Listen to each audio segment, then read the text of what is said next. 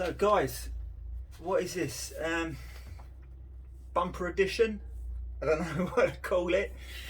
A surprise edition for the April ZX6R J2 project.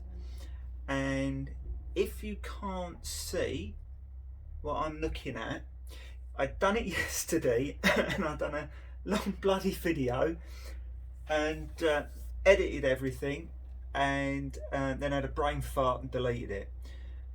What a knob.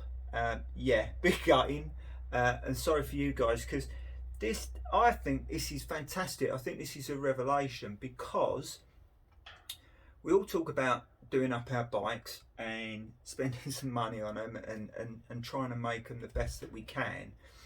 And it was only that I decided at Christmas to keep this bike, and I'm trying to get it up to the same kind of sort of standard that with my 636. Okay, I can't afford the maximum suspension.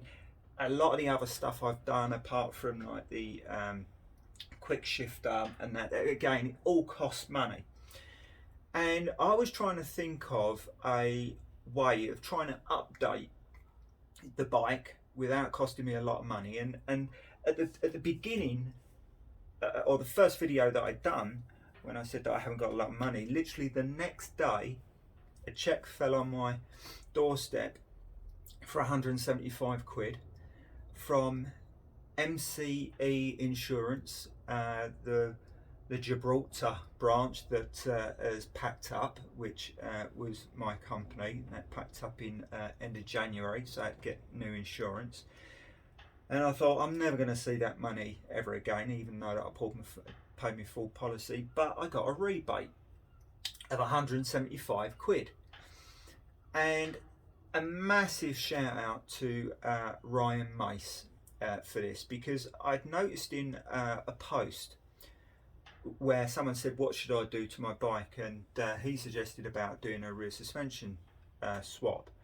And I caught this, and it wasn't the fact, I suppose it was the fact that it was a rear suspension swap, but it was the fact that he said that he'd swapped it with I think a 2018 rear shock.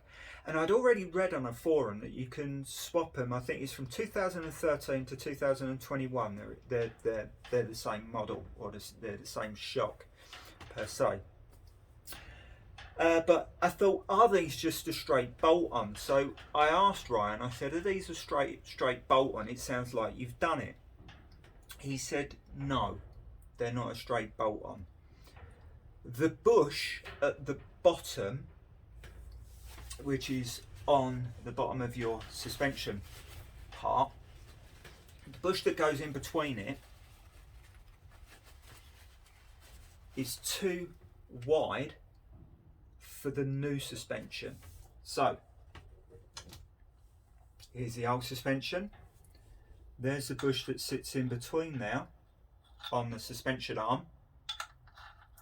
This is too big. So basically, the new one on the new suspension is 2 millimeters narrower. So you have to fold that down by 2 millimeters. Or, as Ryan suggested, from Kawasaki, buy a new one. It's the same diameter, literally just slide straight in. You literally slide your old one out. Now, also, with the rubbers that we have, the rubbers on ours, when they fit, this outside bit also makes it slightly thicker as well. So when ours fit on, it's actually hitting onto the side of this rubber. So you actually need flush fitting rubbers, which again, Ryan suggested, gave me the part numbers. Again, absolutely fantastic. So you need 2 rubbers, spacer, whatever you want to call that, and also got a new bearing. And that was the only thing that I had trouble with, was the bearing, because I haven't got a bearing pusher and fit it back in. I've done wheel bearings and stuff, but I took it off and looked at it and went, oh crap, I don't know how to do this. So I just quickly went down to John Riley's down in Crayford, Crayford, Kent. So I'm in Kent, and Dave down there, who is tremendously helpful. Within 15 minutes, put it in. My bike was obviously, it was stuck basically outside, and I was like, oh shit, what am I going to do? I'm stuck now. Can't put the thing back in the garage. But yeah, fantastic. And that was it. Once you've got that, it's a straight bolt in the bottom and bolt at the top. Okay, I'm going to bring you in closer. So here we go, guys. At the top, it's a direct bolting at the top. Now, another thing that Ryan said I might need, and this is really strange because on my J2, at the top of this point where it's adjustable, I adjust mine via a nut. So I've got a lock nut at the top and a split pin. See if I can get that in now. So I've got a lock nut at the top and a split pin, and then I've got the nut there that I can do up. Now on my other one, I've not got a lock nut there, or I've not got a nut there, I've got spacers. So he advised me to get M16 spacers, again, gave me a part number from eBay, and said you probably have to space it up because the way in which the rear part of the suspension is, you can't adjust this. On Maxton and Öhlins you can normally adjust these, but on this you can't adjust this. So it would normally top out onto the battery box, but obviously where mine's all the way up, it doesn't top out. So that is a straight bolting. Okay, so let's go to the bottom. Okay, so this is the part that I'm talking about.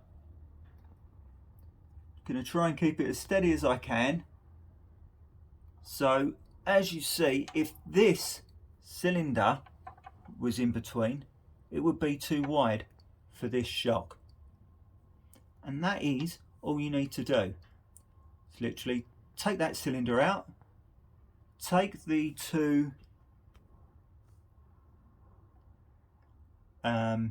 seals out, you put two other seals in now, and again I'll give all those part numbers, still keep the same ones of these. I mean, while this was off, I redone that bearing, as I said, so this one's got a new bearing in it, and the other ones I just pulled out and just piled grease through and cleaned out, and basically just cleaned everything up on that suspension arm, and that is it. I mean, it's, if you're not going to change bearings or anything like that, and you've got those three parts, it's a very, very quick job. It's not hard at all. So look, I'm so lucky to have found that actual shock, because I found that on eBay and it was 150 quid. Now for a new shock, can you get probably just get a service done for 150 quid, wouldn't you? But this is brand new, because the guy that I bought it from, he either buys ZX6Rs, he was saying he does R6s, GSXR 750s, or people give him the bike, or buy the bike and give that to him, and he transforms them into race bikes. So all the standard parts go from there. So this has just been removed, and he said that it had been removed from a brand new 2021 bike, and when I had this out and I was showing, it's not a mark on it, it's absolutely immaculate. Now some people might think, do you know what, I don't know whether you're being a little bit over the top, because this one here, as you'll see, is in bloody good condition anyway, and it does a job, you know, it does do a job, and it does do a very good job. But when I compared it against my Maxton, it's so hard to go from one bike to the other bike, and I'm trying to get them.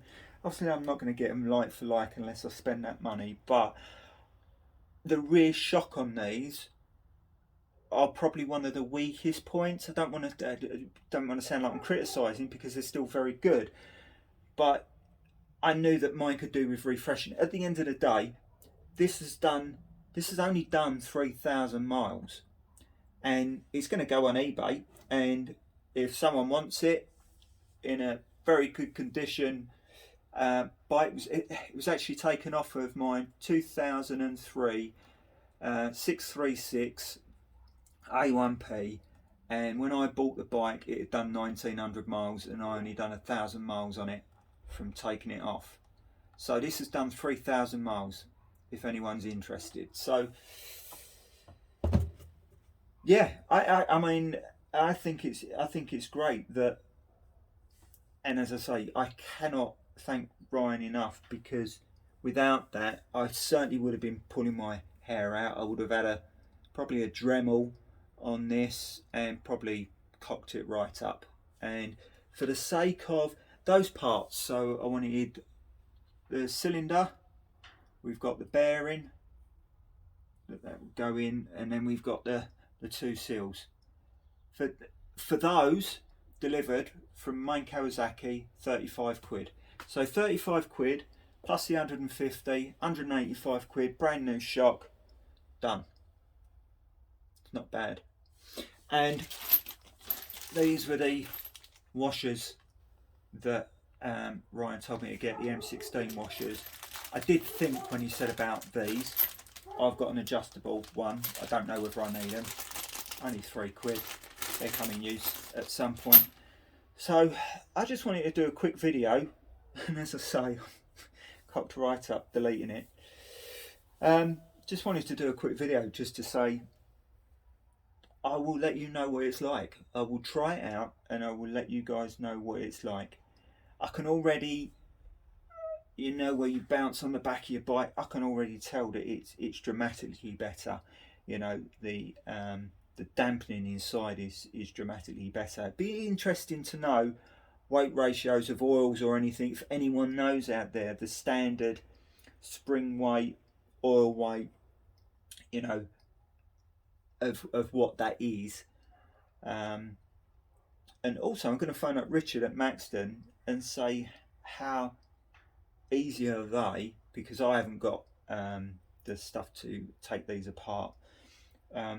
How easy are they for him to take apart, to change oils, springs maybe, because at the end of the day it's a KYB shock, and you know, I don't know, but next I'm gonna that means next year I'll do the front forks.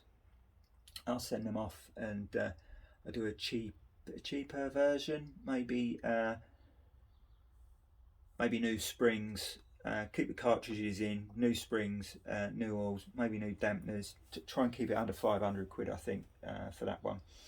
So yeah, blinding guys, really happy, and yeah, I will let you know how it rides. And guys, always remember, check your nuts.